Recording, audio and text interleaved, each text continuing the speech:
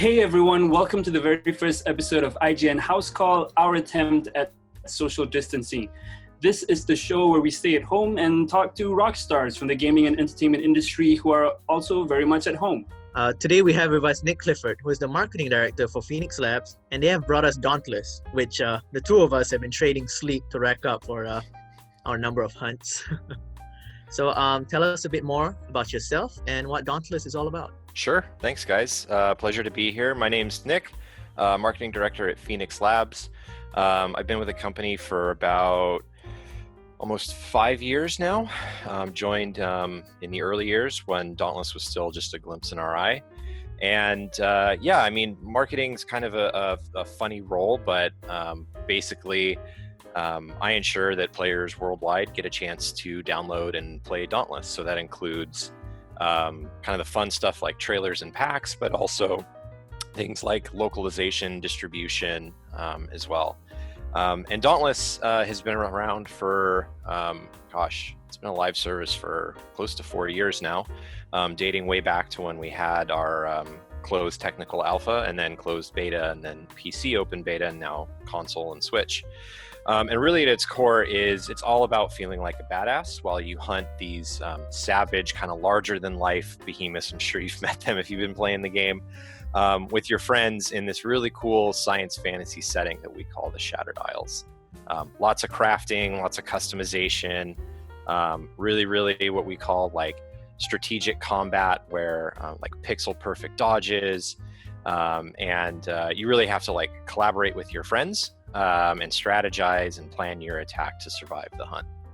So, what would you say are the key ingredients in making a game like Dauntless?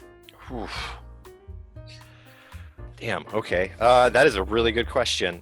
For us, it was very important early on that we had Dauntless operating as a live service because, really before we even had the concept for the game, we knew that it was going to be an online game of some kind. And at the time, PvP was super popular. We had games like League, games like PUBG out that were kind of dominating the PvP space. So we opted for something that was a bit more co-op focused, games where you'd collaborate with your teammates instead of fight against them. So we really wanted to bring players together in that experience. A lot of us are old school WoW players, and we were, hearkening back to the days when we would slay a Nixia for the first time and like have those really cool water cooler moments in guild chat and over vent and TeamSpeak. So we're like, man, let's recapture that feeling in a highly like replayable setting. So we stood up the game really early on in an online service. Like back when we had one behemoth and 2 weapons, it was already running on production hardware so that we could play online, we could access it from outside the studio, we could share it with people easily.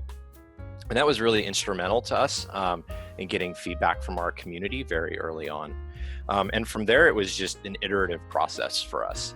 I say just like, it's 100 plus person effort, but it was all about iteration. We'd get feedback from the community, we'd iterate on it, develop a new feature, get it into the game, iterate on it. And we've just slowly kind of like piecemealed the experience from like day one when we launched that Friends and Family Alpha. So I think back then we maybe had a couple behemoths and a couple weapons. Now we've got, I think, over 20 behemoths and 7 different weapons and more on the way. And, we've patched in like huge new features like escalation and hunt pass and trials mode since then that are kind of like a further refinement and evolution of the Dauntless experience. But for us, it was, the community feedback was integral, and collaborating with the community on developing these features was a huge part for us.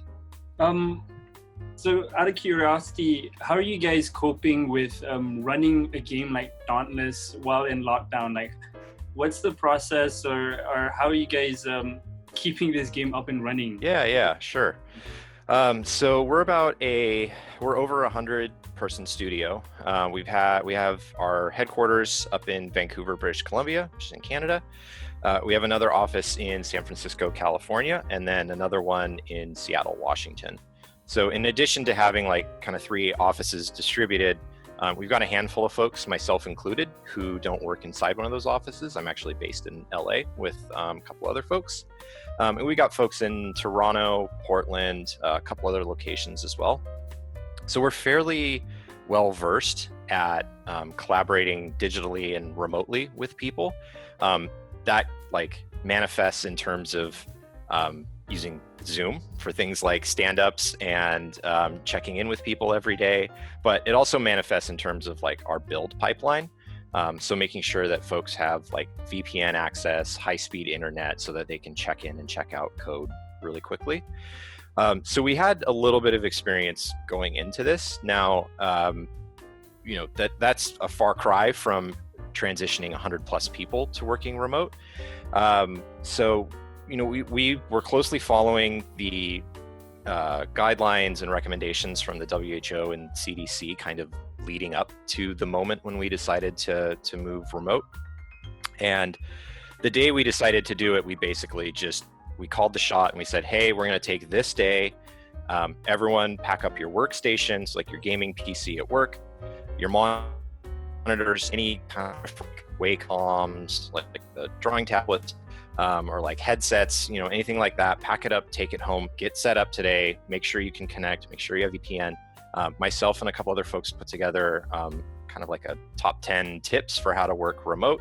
That includes a lot of the like functional stuff, like make sure VPN works, but also like thinking about desk placement. Like a lot of people haven't worked remote. So some things like maybe try to be near a window, try to put your setup in like a separate bedroom, try to maybe put some plants out, make sure that you don't stand at your computer for 8 hours a day, like go for a walk at lunch, like physically get away from your desk. So we really tried to like share a lot of those best practices with the studio as well. And it happened to be about 2 weeks before our Scorched Earth patch. So it was actually really fortunate timing for us to kind of like put a lot of that practice to test. And like things just naturally take a little bit longer, but we allowed for some of that timeline. And yeah, I mean, we follow functionally kind of the same process. Like we build the game, we check everything in, get it to QA, lock off a build, get it to certification, and then get it into the hands of players. So yeah, we've been super fortunate. Like it's been a fairly fluid process for us, but I think that speaks to all the hard work of like our studio operations folks and our admin folks and IT who helped make it happen. Great. Wow. Okay. So you used to work for Riot Games, right? I sure did. Yep. Yeah, and a number of people behind Phoenix Labs used to be in Riot Games as well, right? Mm-hmm. Yep. So how did your experience in Riot Games kind of influence how you guys tackled Dauntless, like how it was made and stuff like that? Yeah. So myself, Jesse, and Robin, who are two of the three co-founders, actually all met prior to Riot at BioWare. We all worked on the Mass Effect trilogy together, which was super blast.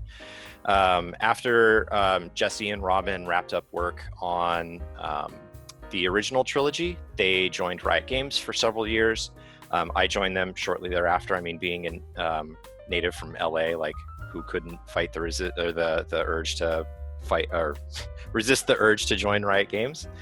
So I was there for a couple of years as well. We all worked on League together. It was super fun.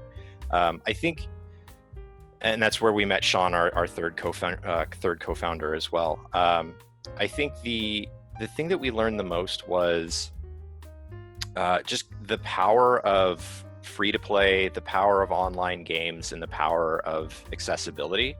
And I know League is like traditionally kind of a challenging game to like learn. It takes you months to really learn that game.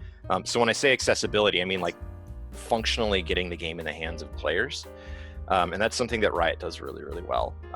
And as we started Phoenix and started thinking about the type of game we wanted to make, again, before we knew what the genre, like before we even knew what Dauntless was going to be, we knew things like free to play were super important, online distribution were super important. Again, getting it running on live hardware were super important, because we wanted to knock down all barriers to entry. Like anybody worldwide can join Dauntless, download it for free, hop in, play, have fun. And that's kind of further evolved into our console mentality, where you see things like cross-play, cross-progression showing up in the game as well. Like we really want Dauntless to be like a seamless, fun, easy to get into experience. So when can we expect more weapons and behemoth types? in Yeah, the yeah, game? yeah. They're always getting patched in, honestly. Like December, we launched our Switch version of the game. That coincided with the release of a new game mode called Escalation. Malkarian was kind of the boss of that game mode. He was a new behemoth at the time. We just launched Scorched Earth, which was our second season of Escalation that has Torgadoro as the boss of that mode.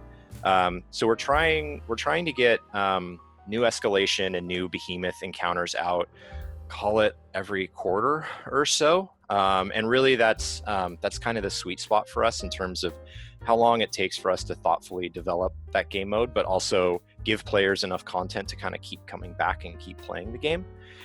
So in addition to doing, the Escalation game mode with its new behemoth and the new variants that come with it, we're always developing new features like new weapons, new armor sets, new island experiences, kind of like those extra features as well.